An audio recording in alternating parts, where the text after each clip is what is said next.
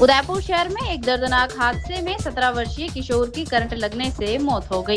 घटना 18 अप्रैल को उस समय हुई जब वह निर्माणाधीन मकान में तराई का काम कर रहा था। जानकारी के अनुसार मृतक विक्रम रिको में भगवत खमेसरा के निर्माणाधीन मकान में अपने नाना के यहाँ काम में हाथ बटा रहा था। बताया जा रहा है कि मकान में वायरिंग का काम भी चल रहा था। इसी दौरान तराई करते समय वह अचानक करंट की चपेट में आ गया। परिजन उसे तत्काल अस्पताल लेकर पहुंचे, जहां डॉक्टरों ने मृत घोषित कर दिया। घटना शाम करीब 4 बजे के आसपास की बताई जा रही है। मृतक के परिजनों ने ठेकेदार और मकान मालिक पर लापरवाही के आरोप लगाए हैं। उनका कहना है कि निर्माण स्थल पर सुरक्षा के पर्याप्त इंतजाम नहीं थे। खुले तार और बिजली की अनदेखी के कारण यह हादसा हुआ। सूचना मिलने पर पुलिस मौके पर पहुंची और जांच शुरू कर दी। परिजनों की शिकायत के आधार पर मामला दर्ज किया गया है। पुलिस का कहना है कि लापरवाही के एंगल से भी जांच की जा रही है और दोषियों के खिलाफ कार्रवाई की जाएगी। हादसे के बाद परिवार में शोक का माहौल है। वहीं स्थानीय लोगों में भी घटना को लेकर आक्रोश देखा जा रहा है। बोलो भाई, और सेठ तो चली गया तो कहाँ बोला हमारे घोड़े आज तो बोलिए गुजारी भाई कहाँ बोलो राजा तो चली गया तो कहाँ बोलो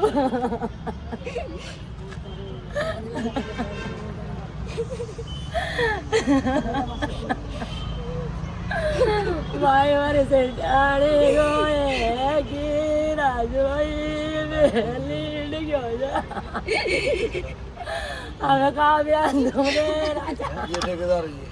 जी इनकी साइड पे काम करता है, सलीम ठेकेदार की साइड पे। जी उसने तराई करने के लिए भेजा उसको। जी वहाँ पे करंट लगा था बिजली का। जी वहाँ पे करंट से जल गया था वो। और उसने हमको ऐसे बोला कि मैं इलाज पानी करा रहा हूँ और जो होएगा जो मेरी कोशिश है मैं कर रहा हूँ। और उसके बाद में मेरा बच्चा शांत हो गया। उसके बाद में इसने मना कर दिया कि मैं अब कुछ नहीं जानता हूँ, तुम जाने और तुम्हारा काम जाने। और हमको बोल दिया, पहले तो बोला 10,000 दिए हमको उसने हॉस्पिटल में इलाज कराने के लिए। उसके बाद हमको बड़ा हॉस्पिटल में भर्ती करवा दिया बच्चा को। उसके बाद में वो आया भी नहीं वापिस। और उसने बोला केस वगैरह मत करना, जो लगेगा वो मैं लगाऊंगी, तुम्हारा बच्चा को जिंदा रखूंगी, कुछ नहीं होने दूंगी। उसके बाद वो आया ही नहीं मेरे पास। तो वो मेरा बच्चा ही मर गया, सब कुछ नहीं रहा मेरे पास। तो प्रशासन से आपने क्या मांगे और प्रशासन आपकी हेल्प कर रहा है कि नहीं कर रहा है? नहीं कर रहा है हमारी हेल्प। अभी आ रहा है नहीं। वो एक ठेकेदार है सुलीन ठेकेदार, वो हमको बोलने आता तुमको 20,000 दे दो। हम 20,000 को क्या करें सर? हमारा तो बच्चा ही चला गया, मेरे पास तो कुछ नहीं रहा। हम 20,000 को क्या करें? 2 दिन से मेरे वहाँ पे लाश पड़ी हुई है, सुनवाई नहीं कर रहे मेरी कोई वहाँ।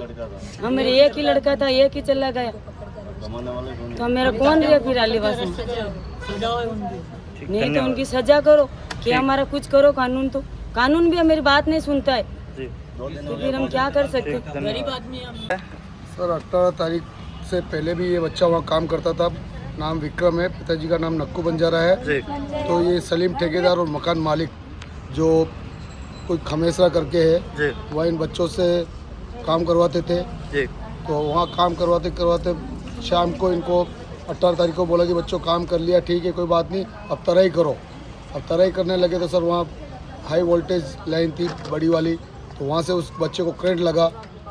चाहे उनके घर में करंट लगा, मकान बन रहा है वहाँ, उस वजह से बच्चे को करंट लगने से बच्चा पूरा झुलस गया। तो 18 तारीख को हमने शाम को MB हॉस्पिटल में भर्ती कराया महाराणा भोपाल में।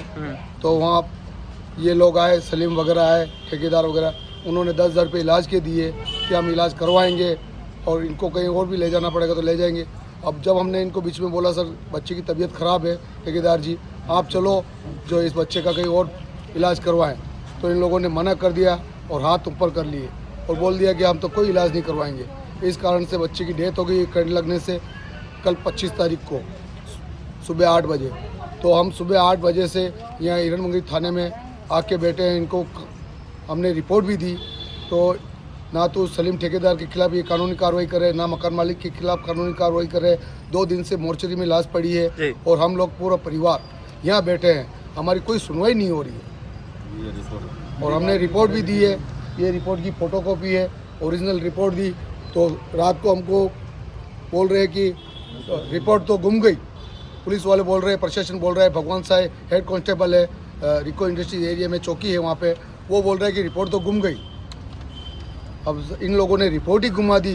तो हमने हमारे पास में फ़ोटो था उसका, हमने जब रिपोर्ट दी तो वो फ़ोटो फिर हमने निकलवाया, फिर हमने इनको बोला कि भाई रिपोर्ट आपके पास में ढूंढो, तो मना कर रहे हैं। तो आज अभी तक कोई कार्रवाई नहीं हुई है, ना उस सलीम ठेकेदार के खिलाफ कार्रवाई हुई है, ना मकान मालिक के खिलाफ कार्रवाई हुई है। और मकान मालिक को हम फ़ोन लगा रहे तो फ़ोन हमारा अटेंड कर रहा नहीं है, ना हमसे बात करना चाह रहा है वो। हम तो यही चाहते हैं कि इन दोनों के खिलाफ, जैसे बाल मजदूरी करवा रहे हैं बच्चों से, ठीक है, तो इनके खिलाफ कानूनी कार्रवाई चाहते हैं हम। धन्यवाद।